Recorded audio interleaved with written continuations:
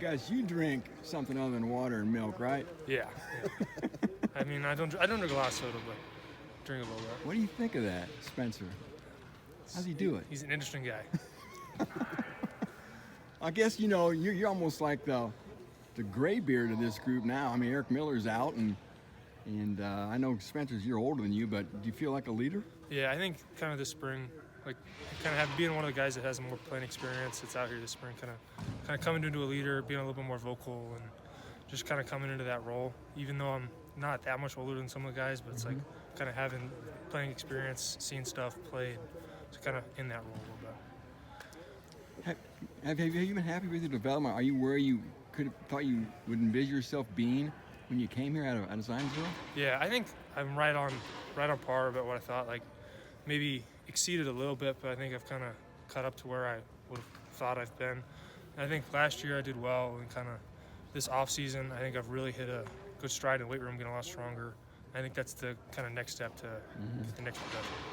How much continuity is there between the offensive line with the reps that these guys got, game reps, a bowl game? A lot of you are from the Indianapolis area, so you probably have commonalities. It seems like it's just probably a lot of good things that mesh for this group. Yeah, I think we've had a lot of guys who have played, and a lot of guys who've gotten reps. Like this spring, we have a lot of guys who haven't. Like the first five, we got a couple of younger guys, so it's like they've played, but they haven't done as much. But they're seeing stuff, they're coming along, and they're starting to really get in with what Spencer and I know, what Coach Williams is trying to get across. I think just kind of coming together as a group, even though it's not the guys we had last year. I think we're kind of working well together and seeing things as a group, and 5 as one. Sort of break down Musa and Bo for me. I think Moose is a really good athlete. He's not as tall as your typical tackle, but he's got really good arms. He's got really good feet, super athletic. He's added weight really well. He's getting stronger. I think he's a good pass blocker. He's good in the run game. He's coming along. He's seeing different things. They're both kind of seeing things at the same time and developing. And they are good together. And then Marcus is a big athlete he knows how to play, but he's a really good athlete again. And he's got really good feet. He's got long arms, and they both see stuff at tackle, and they're both really good athletes. And kind of picking up the details. Coach Williams talked about 2 years ago, you didn't say a whole lot. You were just trying to get on the field and soak it all in. But what did you learn from that group to where, last year, obviously, you had to start making some calls and being a leader, and then now, even more so? Yeah, I think my first year is kind of, okay, I'm the young guy. I don't really want to, ruffle any feathers. I just want to kind of come in, put my head down and work, do the best I can do, and see where that gets me. And I ended up playing, and it was like that kind of worked out. And then last year, now I'm the center. I've got to make a little bit more calls, be more vocal.